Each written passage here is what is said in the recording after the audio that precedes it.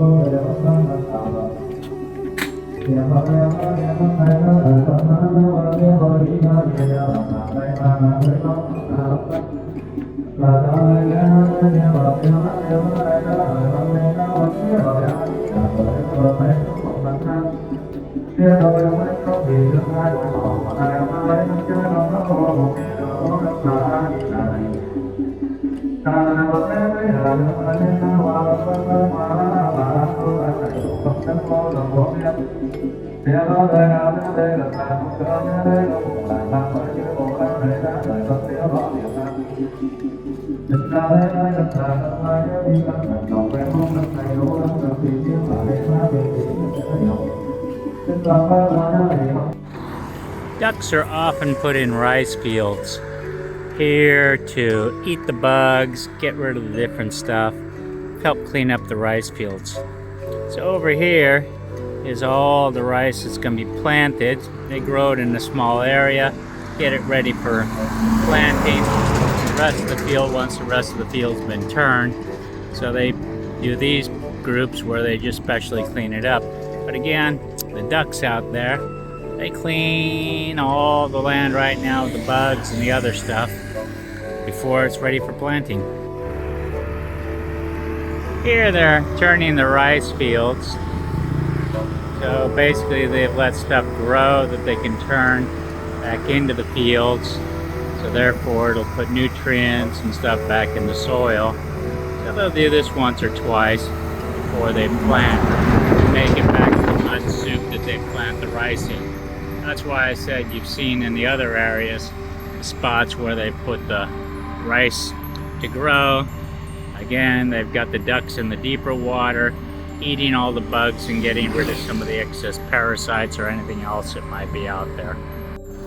One thing that's inevitable if you follow coast in Vietnam is bridges. You're gonna cross bridge after bridge after bridge, and usually they're pretty steep going up to allow the bigger boats to come underneath the passage and waterways. So I'll be putting the phone down here in a second as I change my gears, start this climb up this bridge. Okay, we're reaching the top of the bridge now, so I might do a little recording again. You can see the big ships out there, and that's why this bridge is so high. But it is quite a steep little climb up here.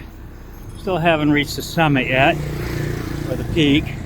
That's probably going to be in between these two spans. But basically, like I say, it's to let the big ships in and out. These are all over the place in Vietnam because there's so many inlets, big, deep inlets that go to big cities. Over there is one of the bigger cities, 10 big cities of Vietnam. So that's that one.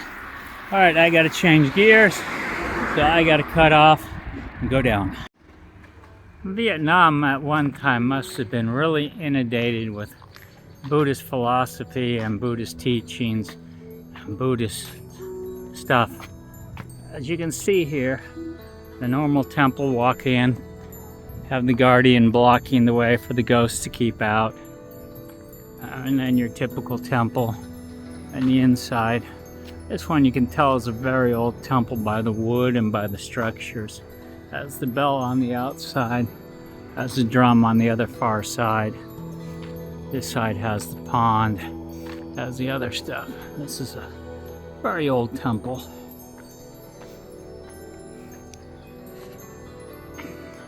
Inside the temple, this one is more traditional Buddhist with regular Buddhist symbols, but nothing else. It's been abandoned, and like most of the temples here, they're redoing them. So Buddhism is seems to be making a big comeback here in Vietnam. The monk is teaching me the proper way to bow in Vietnam. I just wasn't getting it, so I had to show me again and again a few times. Two.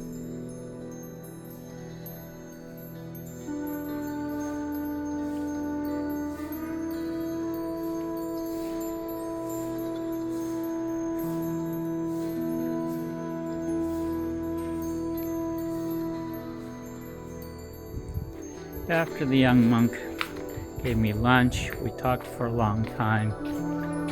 He showed me the different ways, how to bow, how to pray, the Vietnamese way. He explained to me my conception was wrong with some of this stuff. That the language I've been reading, and I'm thinking everything is 100% Chinese. It's not. It's the old Vietnamese writing mixed with Chinese, so it's a 70% Chinese / Vietnamese mix. It's just the old language from hundreds of years or thousands of years ago. Okay, the scenery is changing again. We're getting by these lagoons and these mountains, so the road goes in and out and around. Cities are getting more and more sparse now along this area, supplies and stuff. Just saw another cyclist, talked to her for a little bit, and she talked about her travels, I talked about mine, and then we told each other what's kind of in the opposite direction, and then we headed off, and that's how it goes.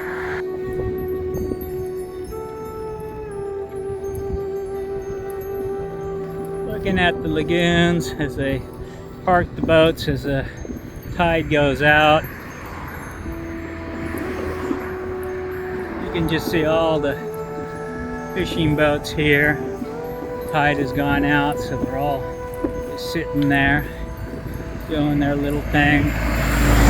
And I'm of course riding on the wrong side of the road to get these pictures, but it's Vietnam, so it's the norm. Nobody's gonna say anything to me. I'll have to slow down up here, get my picture of these boats, and then because there's a truck in the way, go ahead and go around it. But you can just see all the little fishing boats all parked in here as the tide has gone out. And you can see how they get out to the ocean out there. Just go through the little inlet when the tide comes up and pushes it back.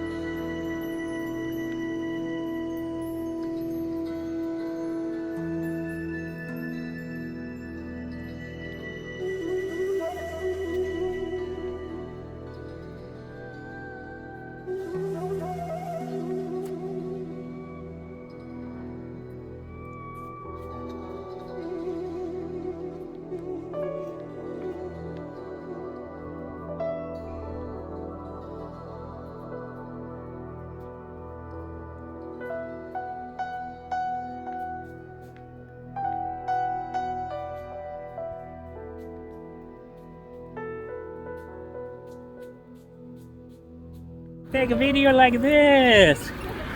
And you smile, see? In the picture, there you go. Pretty girl, smile, smile. When setting up this hammock, it always looks so high off the ground when you set it up. But when it sinks down, it sinks way down and it's so close to the ground. So you gotta be really careful how it goes. Otherwise, like I say, it's touching the ground in the middle of the night. But right there, there's the beach, so I can walk over, look at the beach. No sunset, of course, all cloudy and foggy.